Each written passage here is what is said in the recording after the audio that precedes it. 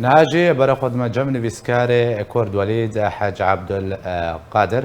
داكو بهتر روشا افغانستان شروع بكن ما مستا وليد دنباش بريا حمود شتكي تخازم بريار امريكي بكشانا يكجاريه هزنويج افغانستان جبر چبو چبو هارتن سياسة امريكي ده تكرن پشتي 20 سالان جمانه لولات افغانستان امريكا جبر چه اف بريار هذا دمتو و دمتشاناجي تف خوشبي جالاكس براستي او كسين كو ايرو ببحث الفين غافا بايدن يا ببحث السرد سكنن عنده بينين بيشتكي نهك بلكي سياسة امريكا ده او قالك شاشن قالك جهران جي امريكا افغان هنا عادت نماذج فيتنامي وقت بيجين جروج ثلاثة هريدور افغان عادتنا ولشكري خاج نفشك اذا كشان دنك ودما استنجي بجهه مثلا سر لشكري امريكا وقالك خلك ان قالك تينا كشتن او دبن يعني خسائر بامريكا قاوا شون دتابت جبراتي جاروج وقت جو بايدن عطي الاستحقاق برشاوي بيكو قاوين يعني هري بيكر سياستك وترامب بورا اوباما بيرا بيدو دورا وسياستك اوباما مشان دي هيجي افغانستان ده يروج بريال كتير السويدا اوي اب قاوا هنا بيت براتي وقت صدمه کی مرود کاری بجه دبیده میده کو افغان نهاد قابتن جناحيه خوجهيه يعني جنفتكي مثلا او هيك او تشت بين فاكشاندين خلاله حتفي كده جي طالبان كثيرين ولا بفراهيد بس سربك مثلا افغانستاني هربت هذا البوتارة قام داوية رابورتا تجيب الكي رابورتا وإشارات أسباب بايدن داني برشاوي قان جدود شاب رياراني استاندين اللي هو بحثي كير لتشتغل هذه أمريكا براستي يعني خيائي دبيجي نتيجة مصلحة وتذا بيجي تبيدا مثلا بجن بارتنا وانا تويدك او يروح حدك جرى دانيه هدر نقاط يانجي نابك والاشكرك امريكي بمرج دربي ولاتي خاند بر يوري كويدا و تسليم كرنا سكردايتي افغان مثلا بفي رنجي هنا بفي لزبونه هنا خاكا ولاتي تبدا تسليمي وانكنا فقلت تشتان دا قالت تجدان في كرن افتشتكو ايرو جركا براستي تبدي سيرفيس سكن قالوا ايرو دهري ما مدجي او قبض دري تجي البركافيه جوهرتن هردفي مثلا ايرو هجر اجر بس انا بعربي بجن خفض القوه خفض التصعيد ايرو الهرم بكرن حق في سوريا بيش العراق بي بري تجي بجنجارك جديد جناب تفرج ما بعد كده انه ورده محاوله بكن اف بكان اقول اعطينا عنبي والفاح هل بري بدن ايران وافغانستان يبدا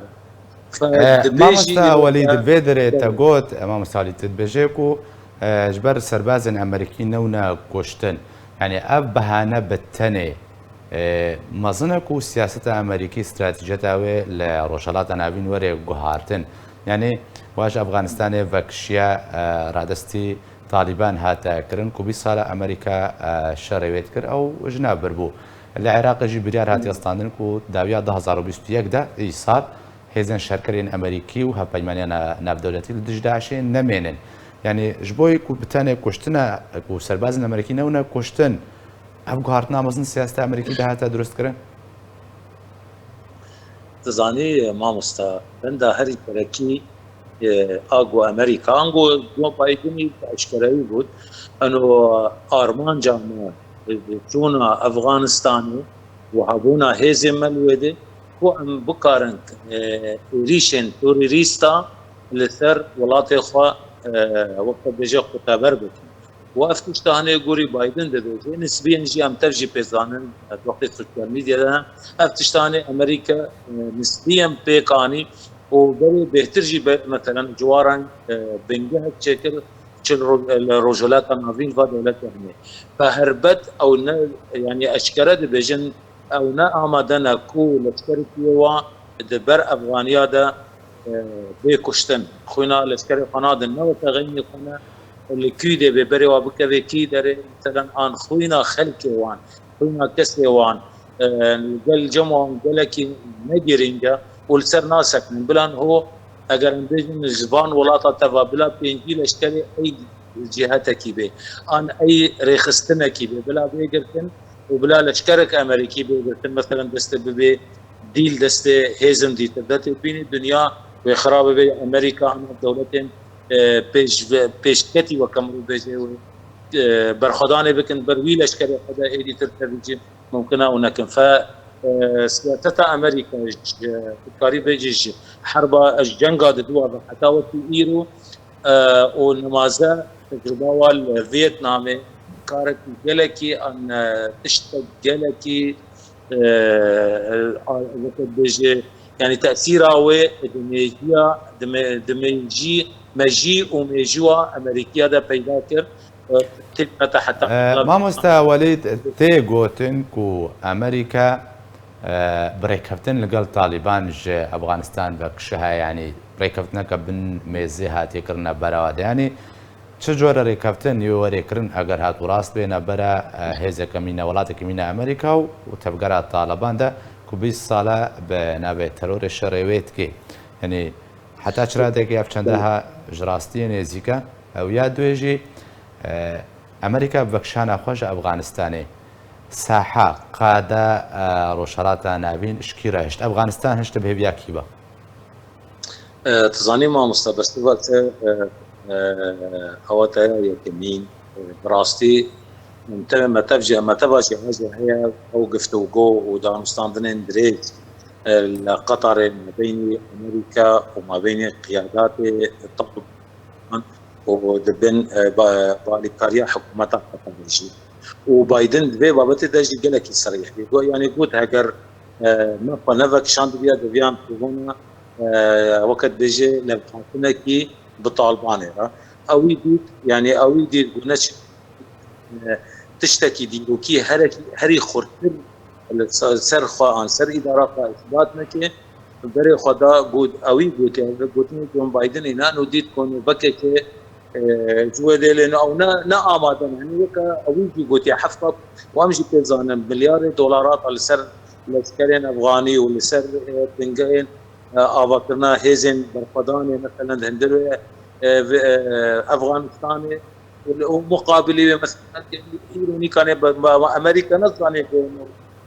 چه حكومة چه دستهلات وكده هندل افغان دامي ودستهلات مثلا بينك تشيك زازيلي هذه مثلا فساد بي والى اخره يعني فراستي وكشاندن دوري واتستا تبيه برجواندين هنا براستي هنا كي كيرن من ابنرينا منا ازوي بيرواريه تما بهتر دحفه جراين جرام بيجن سوريا عراقي به الهمبر إيرو بري وانجي الالوزين قالكي قلت الدواري عمدا وقت نشانك يعني اشارتك عن تنبيهك اجوار يجي لمخابن كان بيجن كردستان عراقي ام بيت زانن مثلا ايرو اگر ام بحث كردي روشا كردستاني بكن ايرو اجداه صلابه مثلا هيزن وايل اشكريها بين خد اجيه خوان عاطفين شري مثلا بيجن بيشمرجيتي كربين الشاي خوش ناس بكن نوكي ايمن هو مثلا تشتكي ديت بري جوجبير بكم مع مستا يعني جو قبيدي دجبان صالي تالي ده علي تارين جو امريكا بدي مثلا كسب وكرا علي دار علي كار بيجي يعني نجي شورش شهر 1970 في بنجي مدينه مثلا مجرد مثلا سكن دريان شهره شبرش مثلا بمري تجرباني كردستان عراقي شي 1970 بنجي بانجراني برشاوي باشا ما مستورد فيدر انها ابكشانا امريكا ج افغانستاني ڕۆژاوای کوردستانی سووریێ چ نامەتێ دەهێن ینی سبە پێشە ڕۆژێدا حتا چرادەیەکی ئەمریکان گۆ ئەو نمونە ئەو سینناریۆ وێل ڕۆژاوای کوردستانیش دووبارە بێ هەرچەندە لە هەندێک ناوچە دووبارە بوو بۆ نمونە سەرێکانیە و گرێسپی هێزن ئەمریکی بەکشیان و هەروەها لە کوبانێژی یعنی بەکشانە هێزن ئەمریکیش ئەفغانستانێ نەها چ مەترسی خستە دلێ کوردن ڕۆژاوای کوردستاندا و بە چ ڕەنگی پێویستە کورد تەعاملی کون هەتاکو و بکاربن گەرانتیاش خۆرادەین پێشە ڕۆژێدا و تووشی هەمان ئەو سینناریۆ ئەفغانستانی زاني سير خال حنايا يكمين كسر جدا بحتن أن ممكن أفتنا به عاد دواء البرشاوي مايا تستقوا أمريكا الدرعية آن الحمصية آن باندر يعني آلي كاريا ويشتن بجن بزن لشكري إيجو ديجي ريجيما سوري بلحظة جو تكي روجك نداينوا مدو نتشكيفا أو تف بين مكتبجي هيزن بتشك وبوسائل برقدان إيرو براستي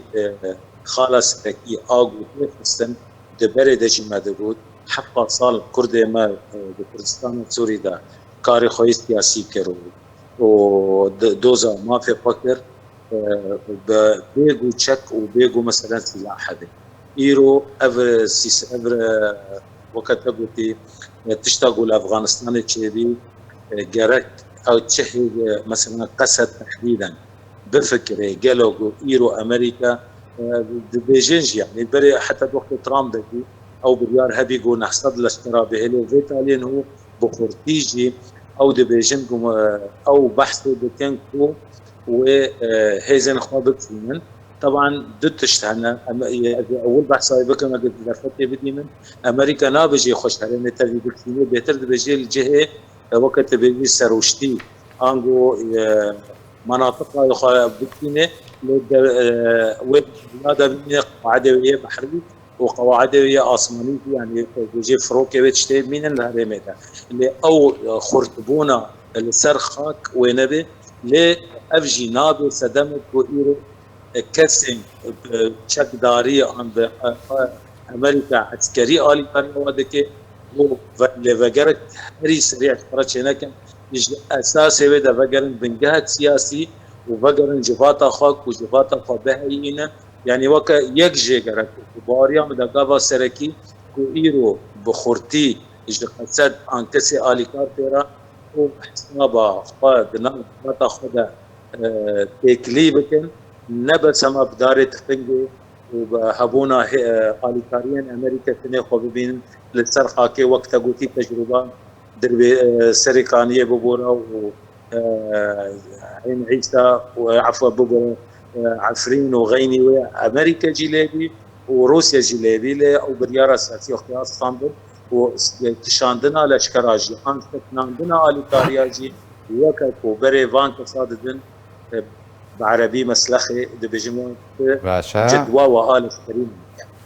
جالك سباس جبوي نفيسكار وليد حاج عبد القادر جاي دبي كتب مربوي جالك سباس